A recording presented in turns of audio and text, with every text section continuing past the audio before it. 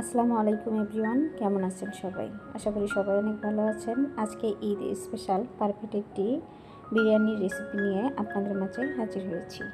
আমি রুনাজ ব্লগ চ্যানেলে ওয়েলকাম জানিয়ে শুরু করছি আজকের রেসিপি। আশা করি আমার রেসিপিটি আপনাদের কাছে ভালো লাগবে আর লাইক দিয়ে পুরো ভিডিওটি দেখে নেবেন। আজকে আমি গরুর মাংস দিয়ে কিভাবে পারফেক্ট বিরিয়ানি রান্না করবেন সেরকম ভিডিও শেয়ার করব। এর জন্য আমি প্রথমে চুলায় একটা টপার বসিয়ে পরিমাণ মতো পেঁয়াজ কুচি আর তেল দিয়ে নিয়েছি আর কয়েকটা মশলা দিয়ে নিয়েছি। আর গরুর মাংসগুলো আমি একটু ছোটো ছোটো করে কেটে নিয়েছি, আপনারা আপনাদের মন মতো করে কেটে নিতে পারেন। এটা আমি কেটে তারপর ডিপ ফ্রিজে রেখে দিয়েছিলাম ধুয়ে। তারপর আমি এই যে পেঁয়াজের মধ্যে দিয়ে দিলাম আর এখন দিয়ে দিলাম আদা রসুন বাটা পরিমাণ মতো, দিয়ে দিব ভাজা ধনিয়া গুঁড়া পরিমাণ মতো, মরিচের গুঁড়া, আর এখন এর মধ্যে দিয়ে দিব ভাজা জিরা গুঁড়া। এখন দিয়ে দিব পরিমাণ মতো লবণ। সবগুলো উপকরণই আমার দিয়ে নেওয়া শেষ। এখন নেড়ে ছেড়ে কিছুক্ষণ সময় মশলাগুলো ভালো করে মিশিয়ে নেব। দেখুন বন্ধুরা, আমি কিন্তু ধুয়ে তারপর ডিপ ফ্রিজে রেখে দিয়েছিলাম, এই জন্য যে এখনও ডিপ ফ্রিজে যে বরফটা জমেছে সেটা এখনও ভাঙেনি, আপনারা দেখেই বুঝতে পারছেন। এখন আমি এর মধ্যে অ্যাড করে দিব রেডিমিক্স যে রাঁধুনি বিরিয়ানির মশলা আছে সেটা। আমি এখানে 1 প্যাকেট বিরিয়ানির মশলা দিয়ে নিয়েছি, এতে করে টেস্টটা অনেক ভালো হবে। এখানে 1 কেজি পরিমাণের মতো গরুর মাংস আছে আর আমি 3 পোয়া পরিমাণের মতো পোলাওয়ের চাল নিয়েছি আর সেটা দিয়ে আজকে বিরিয়ানির আপনাদের সাথে শেয়ার করছি। বিরিয়ানিতে যদি একটু মাংসের পরিমাণটা বেশি হয় তাহলে কিন্তু খেতে ভালো লাগে। আমি নেড়েচেড়ে ভালো করে সবগুলো উপকরণ মিশিয়ে নিয়েছি। এখন ঢাকনা দিয়ে ঢেকে কিছুক্ষণ সময় রান্না করে নেব। এই যে দেখুন বন্ধুরা, আমি প্রায় 8-10 মিনিটের মতো রান্না করে নিয়েছি, এতে করে পানিটা অনেকটা শুকিয়ে গিয়েছে আর দেখুন উপর দিয়ে তেল ভেসে উঠেছে। আর এখন আমি এর মধ্যে দিয়ে দিব টক দই। আপনাদের হাতের কাছে যদি টক দই না থাকে তাহলে ছোট্ট একটা টিপস আপনাদের সাথে শেয়ার করছি। আপনারা লিকুইড দুধ নেবেন আর তার মধ্যে লেবুর রস দিয়ে কিন্তু এই বিরিয়ানিটা রান্না করে নিতে পারবেন, এতে করে টক দইয়ের কাজটা করবে। আর টক দই দিলে কিন্তু মাংসটা তাড়াতাড়ি সিদ্ধ হয়ে যায়। দেখুন আমি নেড়েচেড়ে মিশিয়ে নিলাম আর আবারও ঢাকনা দিয়ে আবারও কিছুক্ষণ রান্না করে নেব, এতে করে পারফেক্টভাবে মাংসগুলো সিদ্ধ হয়ে যাবে।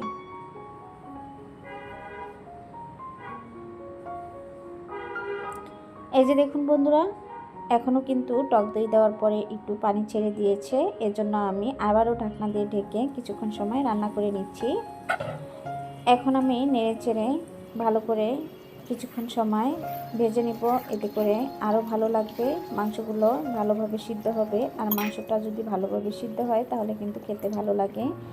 এখানে আমি ফুটন্ত গরম পানি দিয়ে নিলাম পরিমাণ মতো। অবশ্যই কিন্তু ফুটন্ত গরম পানিটা দিয়ে নেবেন, এতে করে মাংসটার টেস্টটা নষ্ট হবে না। এই যে দেখুন পানিটা শুকিয়ে গিয়েছে, এখন আমি আরেকটু পানি দিয়ে তারপর ঢাকনা দিয়ে ঢেকে চুলাটা মিডিয়াম রেখে রান্না করে নেব। আমি মাংসটা অন্য চুলায় রেখে দিয়েছি আর আরেকটা চুলায় আমি এখন চালগুলো ভেজে নিব। এর জন্য আমি এখানে দিয়ে দিলাম পরিমাণ মতো পেঁয়াজ কুচি আর পরিমাণ মতো তেল। পেঁয়াজগুলো কিছুক্ষণ নেড়ে চেড়ে ভেজে নিব। আমি কিছু পেঁয়াজ বেরেস্তা করে নিব, এর জন্য আমি একটু সময় নিয়ে ভেজে নিব। আর পেঁয়াজটা সুন্দর করে তাড়াতাড়ি করে কালার আসার জন্য অল্প পরিমাণে লবণ দিয়ে দিলে কিন্তু তাড়াতাড়ি হয়ে যায়। আমি এখানে অফ ক্যামেরায় অল্প পরিমাণে লবণ দিয়ে যে দেখুন পেঁয়াজগুলো ভেজে নিয়েছি। এখান থেকে আমি কিছুটা পেঁয়াজ তুলে নিচ্ছি। অফ ক্যামেরায় আমি চালগুলো ভালো করে ধুয়ে পরিষ্কার করে নিয়েছি আর এখানে আমি চিনি গুঁড়া চালটা নিয়েছি। এখন আমি চালগুলো দিয়ে দিলাম, নেড়েচেড়ে ভালো করে তেলের মধ্যে সময় নিয়ে ভেজে নিব, এতে করে আমি যে বিরিয়ানি রান্নাটা করব সেটা অনেকটা পারফেক্ট আর ঝরঝরে হবে। এ পর্যন্ত এসেও যে সকল আপু ভাইয়ারা ভিডিও দেখেও লাইক দিতে ভুলে গিয়েছেন, প্লিজ ছোট্ট করে একটা লাইক দিয়ে দিবেন। আপনাদের একটা লাইক আর কমেন্ট আমার ভিডিওটা কিন্তু অন্য সকলের কাছে পৌঁছাতে অনেকটাই সাহায্য করে। একটু সময় নিয়ে কিন্তু আমি চালগুলো ভেজে নিচ্ছি। আপনাদের হাতের কাছে যদি সময় না থাকে তাহলে কিন্তু চালগুলো অল্প ভেজেও কিন্তু রান্না করতে পারবেন। এখন আমি এর মধ্যে দিয়ে দিব ফুটন্ত গরম পানি পরিমাণের মতো।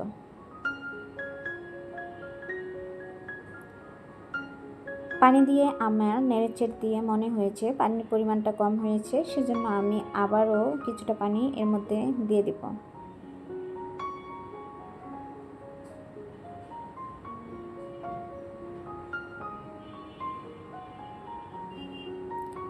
আসছে সামনে ঈদ, আর ঈদে তো কম বেশি অনেকেই বিরিয়ানি রান্না করেন, তবে আমার এই রেসিপিটি দেখে আশা করি পারফেক্টভাবে আপনারা যে কেউ বিরিয়ানি রান্না করে নিতে পারবেন।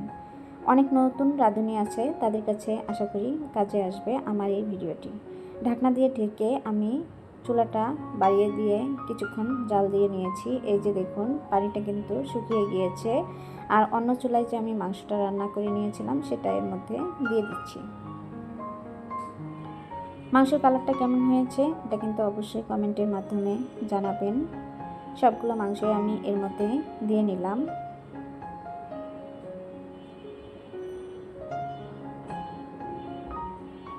এখন নেড়েচেড়ে ভালো করে মিশিয়ে নেব। আমি এভাবে বিরিয়ানি রান্না করি, আপনারা কে কীভাবে বিরিয়ানি রান্না করেন অবশ্যই কমেন্টের মাধ্যমে জানাবেন। আমার কাছে এভাবেই পারফেক্ট মনে হয়। এক একজনের রান্না কিন্তু এক এক রকম।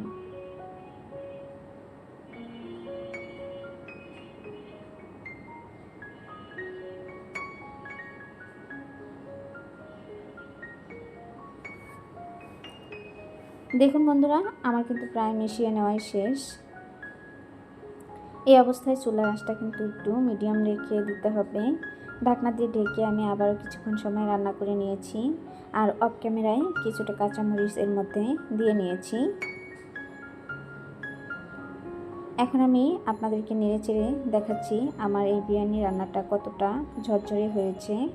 আপনারা আশা করি দেখেই বুঝতে পারছেন। আর হ্যাঁ বন্ধুরা, এ পর্যন্ত এসেও যারা আমার ভিডিওতে একটা লাইক দিতে ভুলে গিয়েছেন আর কমেন্ট করতে ভুলে গিয়েছেন, অবশ্যই ছোট্ট করে একটা কমেন্ট করবেন।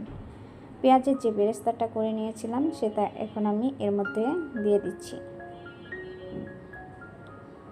দেশ এবং দেশের বাহিরে যে সকল ভাইয়া আপু আঙ্কেল আন্টিরা আমার ভিডিওটি দেখছেন, আশা করি আমার ভিডিওটি আপনাদের কাছে ভালো লেগেছে।